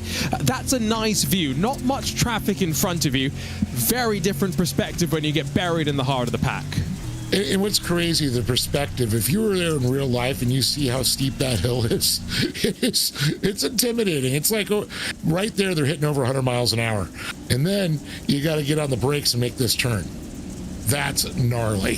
This track has some of the highest speeds that you'll see in short course. And it's also one of the shortest tracks as well. Yes, isn't that crazy? We don't see them even run off the walls and be as aggressive sometimes with the lines as they are at some of the other tracks around the service, but maybe that is why we typically maybe don't see as much passing, because it's higher speed, because you have a bit more of that intensity around the lap. Yeah, and it comes to outbraking your competitor sometimes, or, putting that truck in a little bit faster and, shooting that corner a little bit higher speed than you normally would. Sometimes you out-unbrake your competitor. I'm looking forward to it. The final race of the night, 14 minutes thrown onto the clock. And the question about who will come out on top. For Connor Barry, it looks pretty certain he will be the winner of the main event.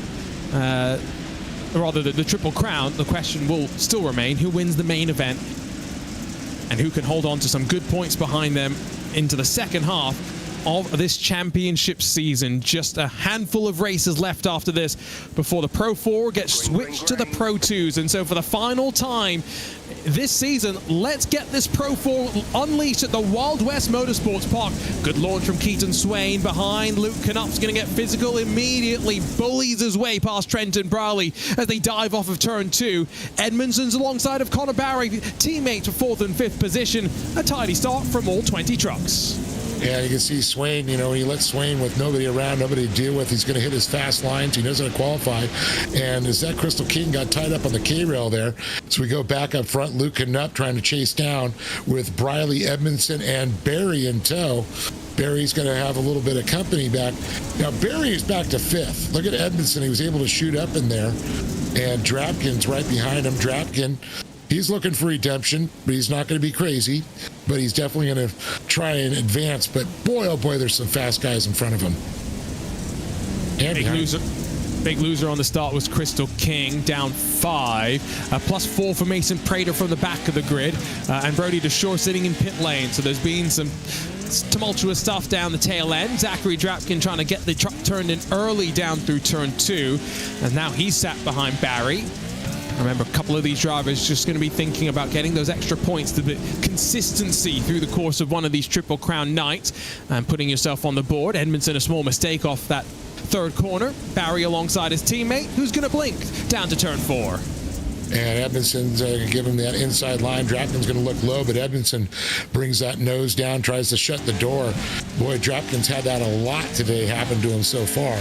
Looking for a little luck. Unfortunately, losing out on that 4th finish on the last turn, so he's hungry. But as we go back on with Barry, as we watch Briley in front of him, Briley concentrating on Knupp. Let's see how Barry's going to set up wide here and try to dive to the inside. Try and get that inside line. He does that every time, but not enough room.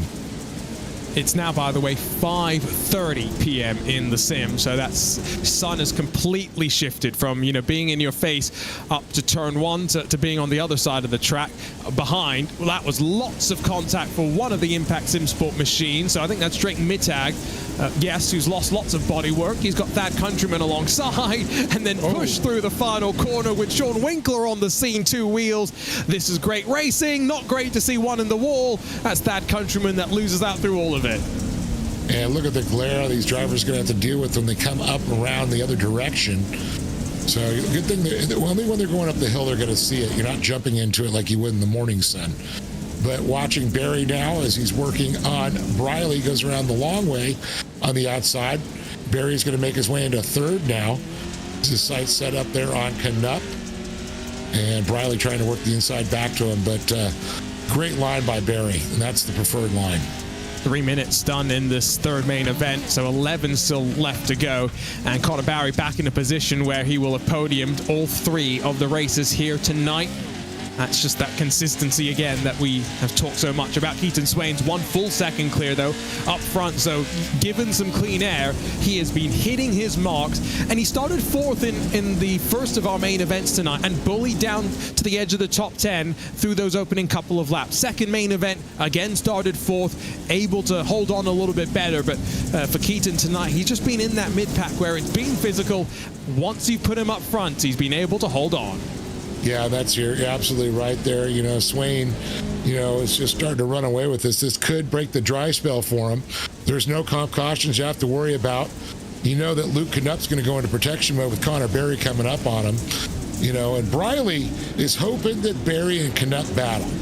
Because if it does, we know what happens. It usually slows some of these drivers, but I don't know. Knupp and Berry, they seem to get faster when they battle. It's almost crazy as well, thinking that it's been those same drivers at the front, even with those various inverts. It hasn't been too much chopping and changing. It's been very difficult for drivers to work their way forward. Cody Winicki's had so much damage done, by the way, in the first 5 minutes of this race. He's got a meatball flag. iRacing's telling him, you must come down to pit lane and get some of that fix. Let's hope no one else joins him in that sort of a situation. Keaton Swain's clearing himself up front. Connor Barry's to the inside of Luke Knupp in the fight for second. Yeah, definitely. I was surprised Knupp left that door wide open there. Barry's going to have that inside line coming around. Barry's going to swap back, but great drive coming off that final turn for Berry down the hill. Can he match the speed now of Keaton Swain is the question. Swain, nobody to worry about in front of him. It's his track, his lines. You can see, as we go back on board with Luke Knupp, we're going to see it unfold. I mean, I'd love to see the whole race now from this point of view. Can Berry chip away? Riding on board often shows you those differences in the lines as well, right? So look here, both of them pretty consistent on the entry to 3, but then just Knupp's a little bit more lazy on the mid part of the turn in, and Barry just gets a much better exit, able to get onto that power slightly earlier, and he's going to bring that gap down to the race leader. Edmondson now in front of Briley, who's also been passed by Zachary Drapkin, so there's a bit more shuffling in the mid pack, and now Briley out wide slams the right side into the wall. Yeah, I can see that Knupp trying to do everything he can now, but he's just slowly sliding back. I think the battle's going to be Edmondson and Drapkin back there, and it looks like Briley is all the way back to 6. It's just kind of shocking to see Briley slide back that far. Shows, though, I think maybe there has been some evolution in the setups. Briley tries to drill the right rear on Drapkin, who holds on, but that's just that bit more contact and trying to maybe remind them that there's still some fighting going on. I guess track evolution's also played its big part, because this is the biggest gaps that we've had in quite a while. This is a lot more reminiscent of the first main event of the night. Yeah, I mean, it was rather uneventful in the first. I mean, other than watching Connor move up through it, this is kind of reminiscent of that first one. The second one definitely got more physical, as we look back on board with a very frustrated Drapkin. He seems to be the punting boy today. You know, just when he thinks he's in the right position, he just like, hello. It's like hitting a nitro button for him. That is some intensity, though, that is for sure. Further back, though, it's Evan McFarlane involved in a fight with Dashley around the outside.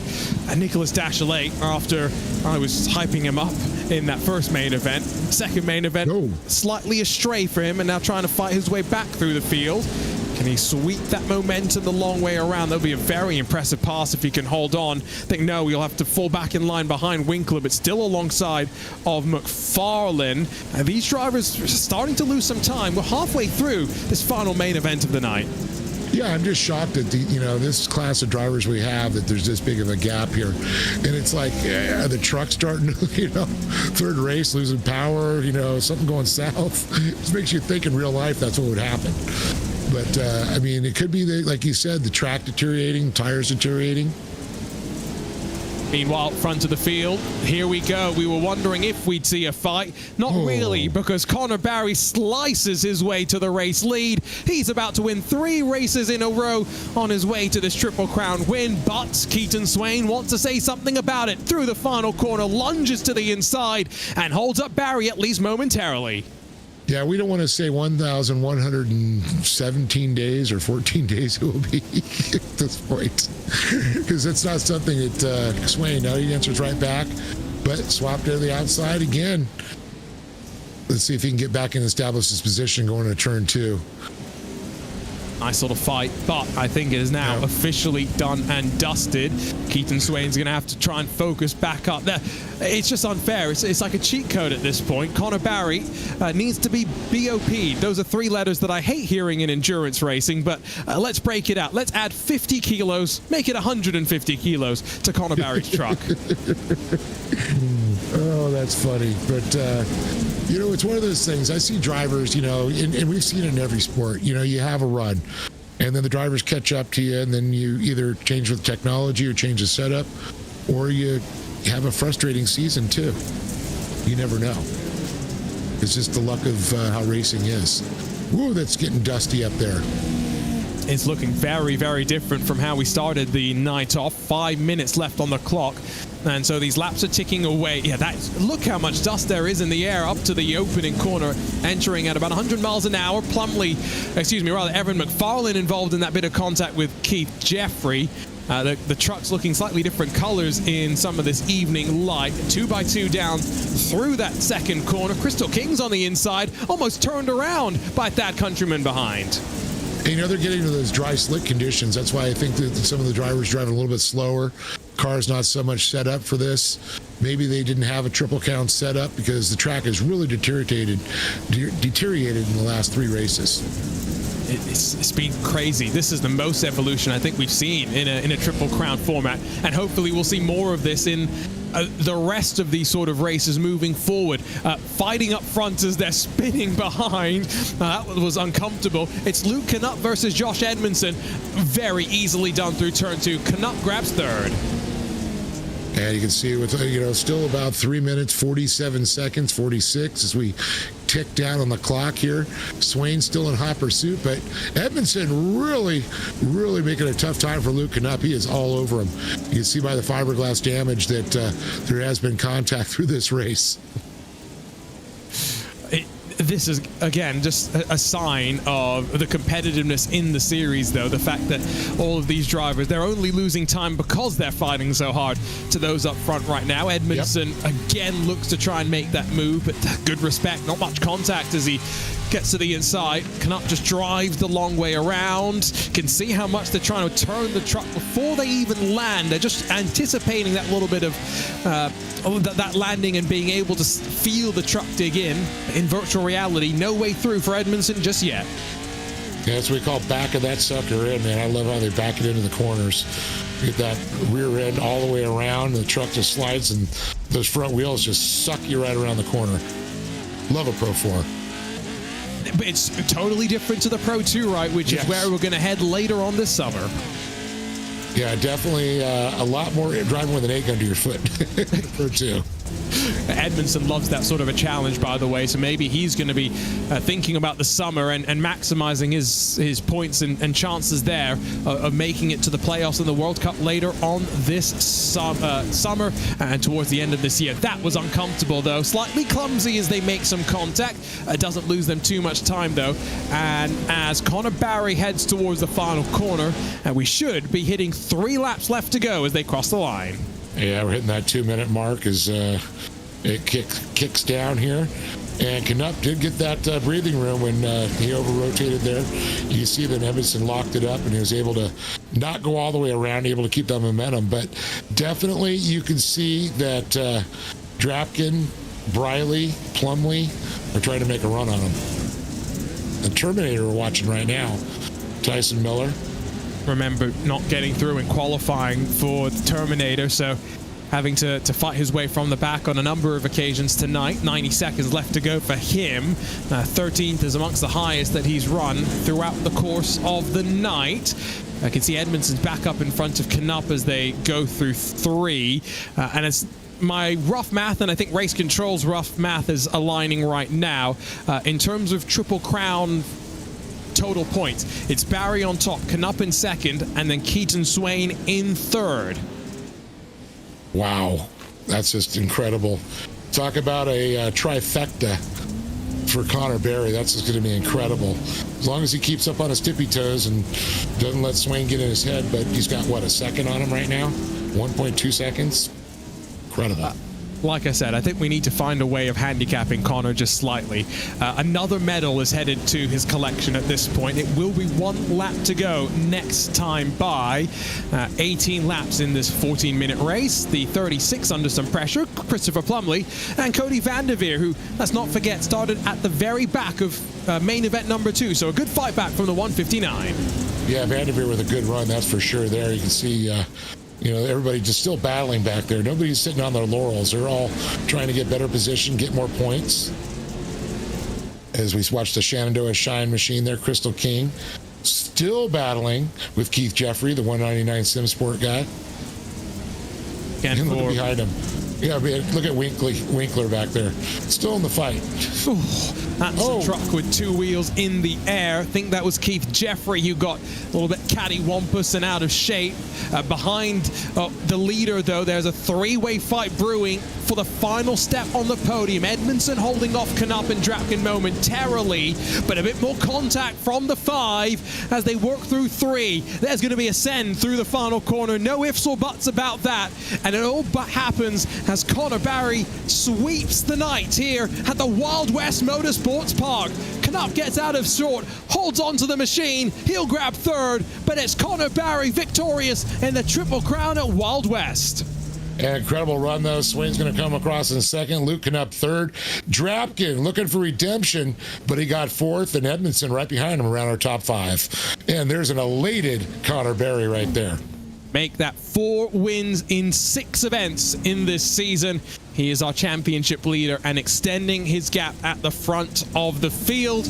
And once again, we'll be chatting with him in a few moments' time. That is domination in a quite remarkable way from Connor Barry in the Channel 199 Sim Racing entry. 1.6 seconds clear of Keaton Swain, who, again, if Heat 1 had gone a slightly better, main event 1 could have had a more chance of fighting at the front. 1.6 is margin up to the leader. And then Luke Knupp rounds out the podium. Some physical fighting with him, Zachary Drapkin, and Josh Edmondson all the way to the line. Trenton Browley showed some speed today, 6th in the final main event, with Cody Vanderveer, Christopher Plumley, Drake Mittag, and Nicholas Dachelet, the top 10.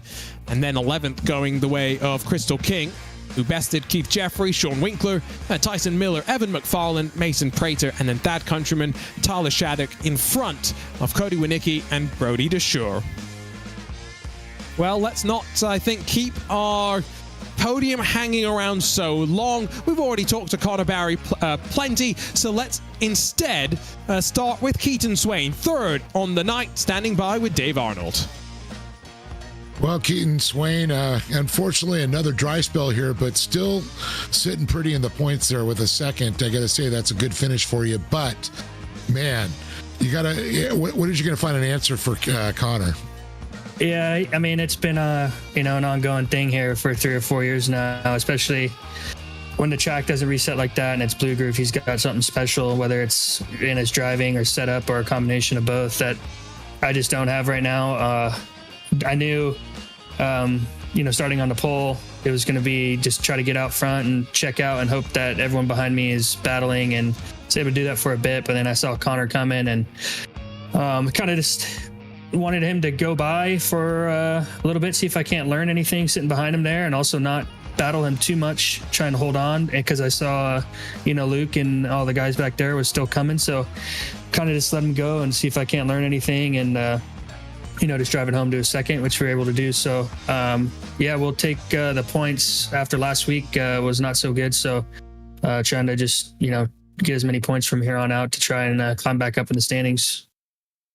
So I got to ask, you said you're trying to learn. Did you learn anything, or is it something you're going to have to go back to the drawing board and maybe rethink some of the setups? Yeah, definitely going to have to go back to the drawing board. I don't know what he's doing, but he's really good and he knows what he's doing. So definitely got to work on a little bit on the dry slick stuff there. But, obviously it's doable. Connor's able to do it. So just got to figure out what I'm doing wrong.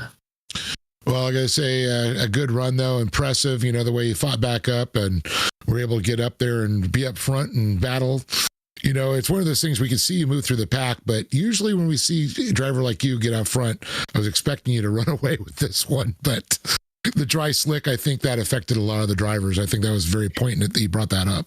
Yes, definitely. I think had it been reset on the track, I think I would have liked my chances a lot better. I knew when he didn't reset it that the chances of him coming through the pack was going to be pretty high, because I know, like I said, over the past 3-4 years, he's just been able to figure something out on the dry slick. So, I kind of wish it was reset, but that just means I got to go learn and figure out how to get better on the dry slick.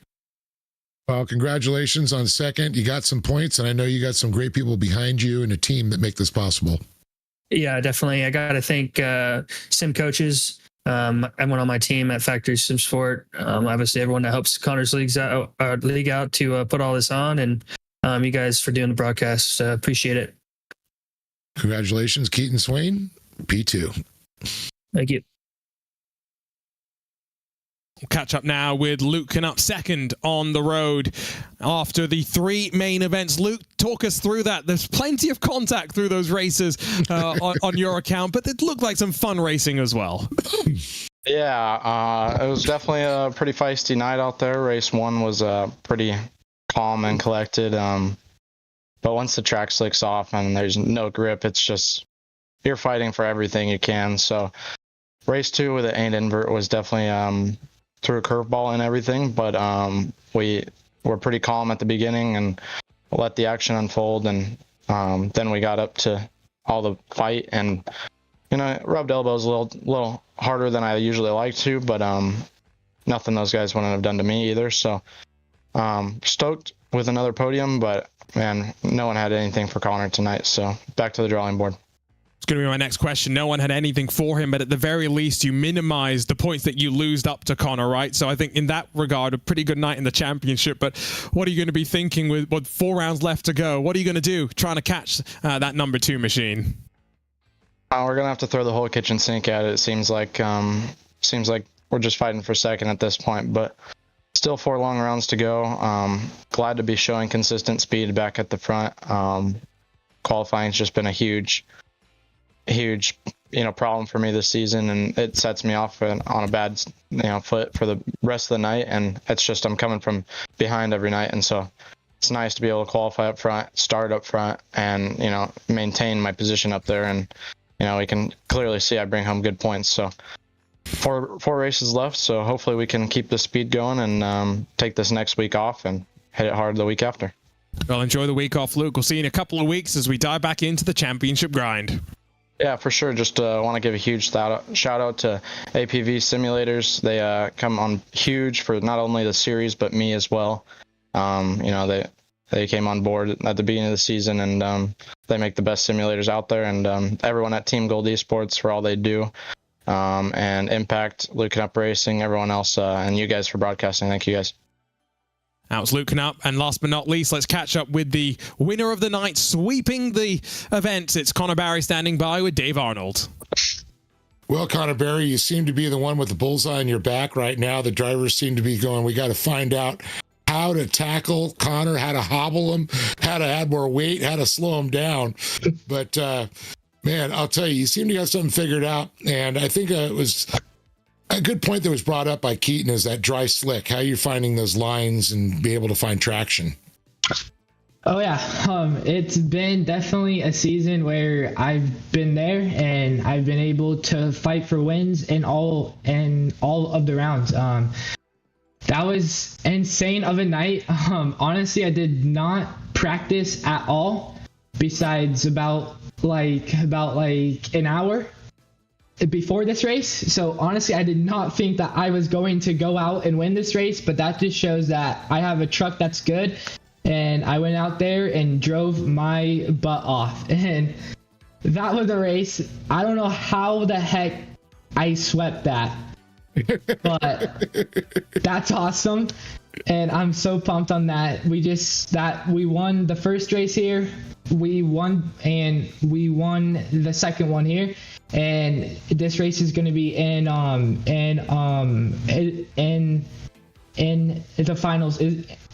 finals as well. So it's definitely good, and we got one fast truck. So it's going to be a good season. I have a feeling you're keeping that little secret sauce to yourself on that one, the setup. I mean, honestly, just been focusing on myself. For this year, I know that I am fast. The biggest thing was I would get so stressed out over things that I would start to crumble. And I had 2 goals, and that was to qualify good and win some more. And that's our 4th pole of the year out of 6. My other 2 was a 3rd and a 2nd. So I'm focused and I'm gonna try my best out there. So I'm glad that I was able to go out there and win my 4th one, and we're gonna keep this going into Crandon Short in 2 weeks. Well, the question is, you've worked on your mental acuity. I guess it's a mental game. You know, racing is what, 50% mental, right? So is that something you've been working on? Yeah, I mean, like, honestly, yeah. The field is so close, and it's going to come down to being smart out there as well. But you need to put yourself in you need to put yourself in a spot where you can go out there and fight. So qualifying was definitely my biggest issue a year ago. I put focus on that, and we were able to get the pole again, and honestly that helped here. But I had to start in 8th and 4th, so I was able to focus on being smart, and we were able to go out there and sweep it. Well, congratulations. You hit the trifecta, you swept it, you got the broom, and I know you got some great people behind you that make this possible. Oh yeah, I wanted to give a big thanks to CBR, my teammates. We got, it looks like 4th overall for Josh, and then Keith was out there. We definitely have put in we have put in a ton of work, and it definitely is starting to show up again. So we're going to keep on going strong, and we got 4 more. So it's gonna be a fight. Well, we'll see you in a couple of weeks and see if we could repeat this. Good job, Connor Berry, P1. Always great to catch up with Connor after a dominant display like that. I can assume he's going to enjoy this off week just that little bit more. An off week as well, Dave, that after 4 back-to-back weeks, I think plenty of these drivers are going to be relishing. We'll head to Crandon, though, for the 2nd time this season on April 16th to get this action back underway. Well, looking forward to it. Crandon always brings a great race, and will Keaton Swain make that 1,114 days go away? After that, Bark River, and then our trip to Farbird for the final of the Triple Crown format events before returning to Crandon for hopefully a championship showdown. But it's Connor Barry on top once again in the world of the iRacing Short Course Pro 4 National Series as we leave the Triple Crown events for the 2nd time this season. It's a perfect sweep from Slicky up front.